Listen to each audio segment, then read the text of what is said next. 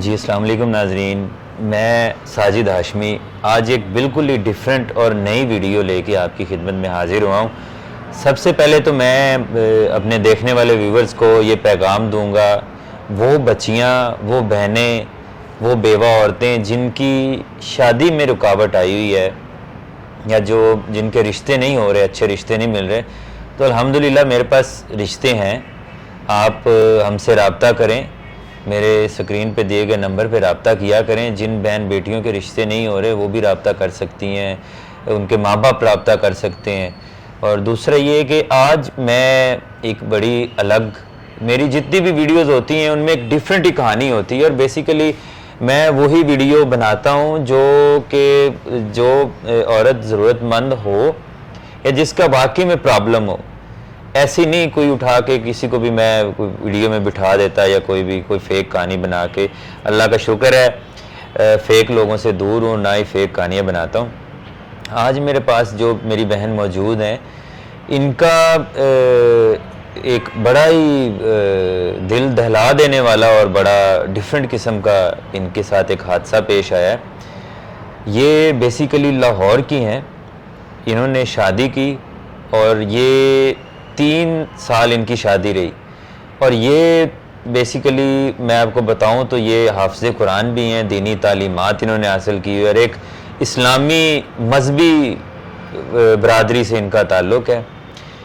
ان کی شادی ہوئی، بچہ ان کا کوئی نہیں ہے، انہوں نے خلع لی ہوئی ہے، اور ان کے ساتھ ساتھ میں آپ کو یہ بھی بتاؤں گا کہ کیسے خلع ہوئی، کیا واقعہ تھا۔ ان کے ہسبینڈ کے، ان کے جو سابقہ شوہر تھے، ان کی اور عورتوں کے ساتھ تعلقات، ناجائز تعلقات، حالانکہ اسلام ہمیں اس چیز کی اجازت نہیں دیتا۔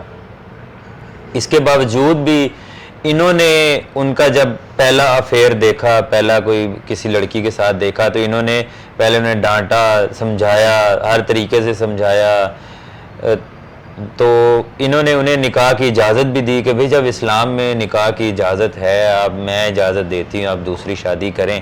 لیکن جب آہستہ آہستہ ان کے ہسبینڈ کے ان کے سامنے کرتوت کھلتے گئے، اور عورتوں کے ساتھ وہ ملتا ملاتا، اٹھنا بیٹھنا، وہ سارا دیکھتی گئی، تو انہوں نے آخرکار 3 سال کے اس تلخ رشتے سے جان چھڑا لی، خلع لے لی۔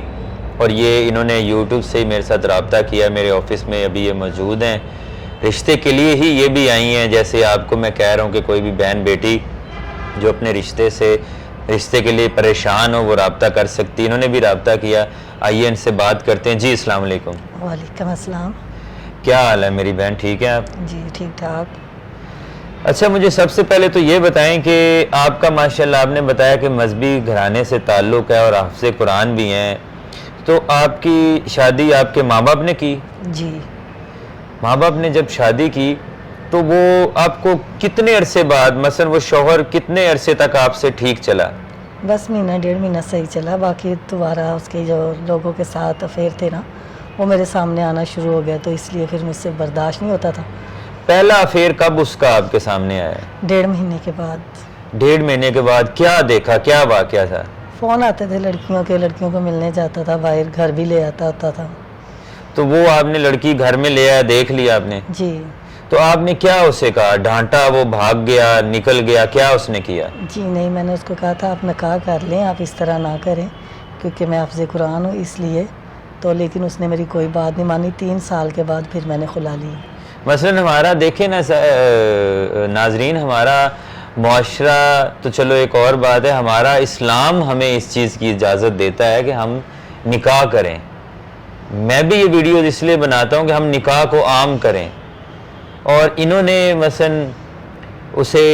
جب آپ نے نکاح کا کہا تو پھر آگے اس نے کیا کہا؟ اس نے کہا میں نے ایسی زندگی بسر کرنی ہے، آپ نے رہنا رہیں، نہیں رہنا نہ رہیں۔ تو آپ نے ماں باپ کو نہیں بتایا؟ سب کو بتایا، لیکن انہوں نے کہا اب ہم نے شادی کر دی، ہم کیا کر سکتے ہیں اس کے ساتھ۔ اچھا، تو ابھی آپ مجھے یہ بتائیں کہ ابھی آپ نے خلع اس سے لے لی؟ جی۔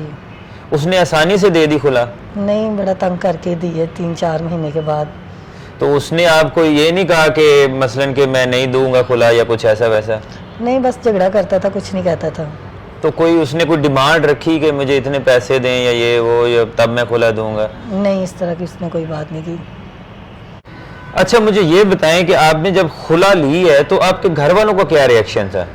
انہوں نے بس یہی جھگڑا وغیرہ کیا ہے کہ ہم نے آپ کی شادی کر دی ہے تو آپ اس کے ساتھ ہی رہیں، تب وہ میرے ساتھ نہیں رہ رہے۔ مثلا ابھی آپ اکیلی رہ رہی ہیں؟ جی میں اکیلی رہ رہی ہوں۔ تو آپ کیسے گھر کا کرایہ وغیرہ یہ ساری چیزیں کیسے مینیج کرتی ہیں؟ میں خود سلائی کرتی ہوں تو اس طرح بس مینیج کر رہی ہوں۔ چلیں کوئی بات نہیں میری بہن، آپ میری بہنوں کی طرح ہیں، یہ اچھی بات ہے۔ دیکھیں نہ تو آپ کسی کے آگے جھولی پھیلا رہی ہیں کہ بھئی میری امداد کرو، گھر والوں نے نکال دیا۔ دیکھیں اب لازمی نہیں ہے کہ ہر بات گھر والوں کی بھی مانی جائے، ماں باپ کی بات ماننی چاہیے، لیکن کچھ چیزیں ہوتی جو انسان پہ یا جو ان کے بچوں پہ بیت رہی ہوتی ہیں وہ ماں باپ نہیں جانتے۔